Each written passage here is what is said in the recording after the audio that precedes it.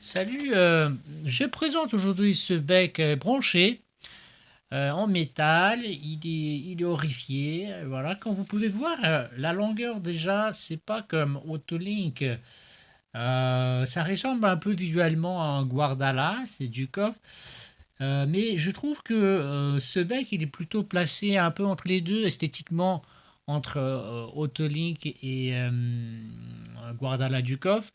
Parce que en fait, quand je joue ce bec, moi, ce que je ressens, c'est que malgré la brillance qu'on peut avoir avec ce bec, il y a quand même le soutien, ce soutien du corps Autolink. Bah, et je pense que pour quelqu'un qui n'aime pas trop, comme par exemple, j'ai vu sur Internet un saxophoniste, Chad Leikowitz Brown, j'espère que je prononce correctement son nom.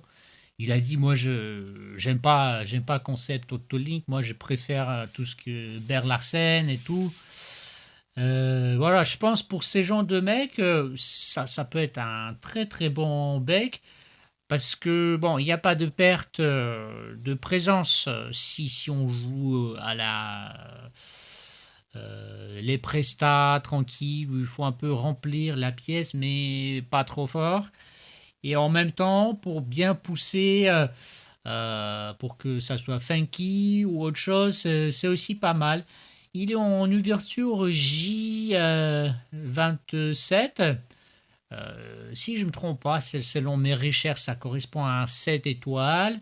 Voilà, avec une ligature d'origine qui est pas mal. D'ailleurs, moi j'aime bien quand c'est petit, on voit pas trop de vêtements, on va dire. Donc ça tient bien la hanche.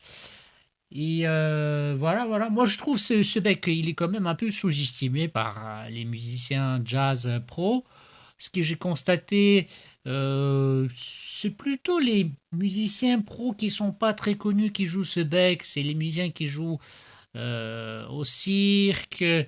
Voilà, c'est pas les musiciens de First Echelon, mais vraiment les musiciens pros qui ont fait ces choix parce que ce bec il fait son job. Voilà, son job, c'est-à-dire que avec ce bec, je pense on peut éviter de changer selon le gig. Bon, pour ce gig, je vais mettre Autolink, pour l'autre Guardala, c'est quand même fatigant. Voilà, c'est tout ce que je voulais dire par rapport à ce bec. Je rejoins encore un petit peu et voilà.